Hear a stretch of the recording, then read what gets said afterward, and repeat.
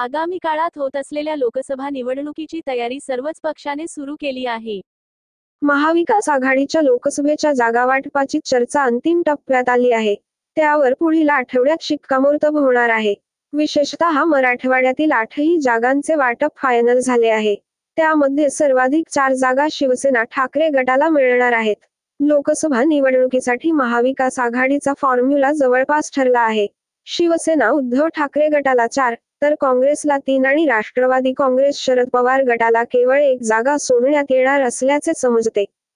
ठाकरे गटाला छत्रपती संभाजीनगर, परभणी, धाराशिव व हिंगोली या 4 जागा त्यांच्या वाट्याला येणार आहेत. काँग्रेसला नांदेड, जालना, लातूर या 3 जागा तर राष्ट्रवादी काँग्रेस शरद पवार गटाला बीडची 1 जागा वाट्याला येणार आहे.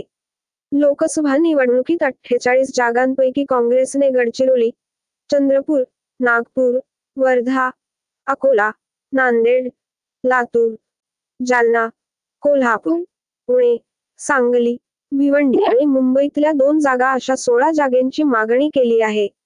तर राष्ट्रवादी काँग्रेसने भंडारा, गोंदिया, बीड, शिरूर, बारामती, सातारा, माढा, कोल्हापूर, रावेर, अहमदनगर, दिंडोरी, रायगड, कल्याण आणि मुंबईतल्या काही जागा अशा 14 जागांची मागणी केली आहे. शिवसेना उद्धव ठाकरे गटाने दक्षिण मुंबई, मध्य मुंबई, उत्तर मध्य मुंबई, ईशान्य मुंबई, छत्रपती संभाजीनगर, परभणी, धाराशिव, हिंगोली, कोल्हापूर, हातकणंगले, रायगड, रत्नागिरी, सिंधुदुर्ग, बुलढाणा, नगर, शिर्डी, नाशिक, मावळ, बुलढाणा, वाशिम आता असलेल्या 18 जागांसोबत मुंबईत 1 जागा जादा हवी आहे. त्यामुळे महाविकास आघाडीचे जागावाटप जवळपास निश्चित झाले असल्याचे समजते. कोल्हापूर, नाशिक, रायगड, हिंगोली या 4 मतदारसंघावर आघाडीतील 2 किंवा 3 घटक पक्षाने दावा केला असल्याने या आगामी काळात होत असलेल्या लोकसभा निवडणुकीची तयारी सर्वच पक्षाने सुरू केली आहे. महाविकास आघाडीच्या लोकसभेच्या जागावाटपाची चर्चा अंतिम टप्प्यात आली आहे. त्यावर पुढील आठवड्यात शिक्कामोर्तब होणार आहे. विशेषतः मराठवाड्यातील 8ही जागांचे वाटप फायनल झाले आहे. त्यामध्ये सर्वाधिक 4 जागा शिवसेना ठाकरे गटाला मिळणार आहेत. लोकसभा निवडणुकीसाठी महाविकास आघाडीचा फॉर्म्युला जवळपास ठरला आहे. शिवसेना उद्धव ठाकरे गटाला 4, तर काँग्रेसला 3 आणि राष्ट्रवादी काँग्रेस शरद पवार गटाला केवळ 1 जागा सोडण्यात येणार असल्याचे समजते. ठाकरे गटाला छत्रपती संभाजीनगर, परभणी, धाराशिव व हिंगोली या 4 जागा त्यांच्या वाट्याला येणार आहेत. काँग्रेसला नांदेड, जालना, लातूर या 3 जागा तर राष्ट्रवादी काँग्रेस शरद पवार गटाला बीडची 1 जागा वाट्याला येणार आहे. लोकसभा निवडणुकीत 48 जागांपैकी काँग्रेसने गडचिरोली, चंद्रपूर, नागपूर, वर्धा, अकोला, नांदेड, लातूर, सोलापूर, जालना, कोल्हापूर, पुणे, सांगली, भिवंडी आणि मुंबईतल्या 2 जागा अशा 16 जागांची मागणी केली आहे.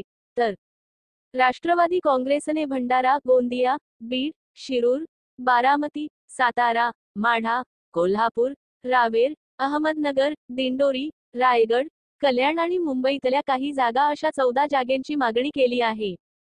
शिवसेना उद्धव ठाकरे गटाने दक्षिण मुंबई, मध्य मुंबई, उत्तर मध्य मुंबई, ईशान्य मुंबई, छत्रपती संभाजीनगर, परभणी, धाराशिव, हिंगोली, कोल्हापूर, हातकणंगले, रायगड, रत्नागिरी, सिंधुदुर्ग, बुलढाणा, नगर, शिर्डी, नाशिक, मावळ, बुलढाणा, वाशिम आता असलेल्या 18 जागांसोबत मुंबईत 1 जागा जादा हवी आहे. त्यामुळे महाविकास आघाडीचे जागावाटप जवळपास निश्चित झाले असल्याचे समजते.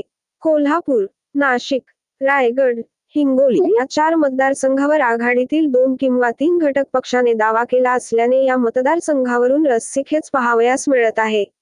या आठवड्यात होत असलेल्या बैठकीत या जागावाटपावर चर्चा होऊन त्याला अंतिम स्वरूप दिले जाणार आहे. मतदारसंघावरून रस्सीखेच पाहावयास मिळत आहे. या आठवड्यात होत असलेल्या बैठकीत या जागावाटपावर चर्चा होऊन त्याला अंतिम स्वरूप दिले जाणार आहे.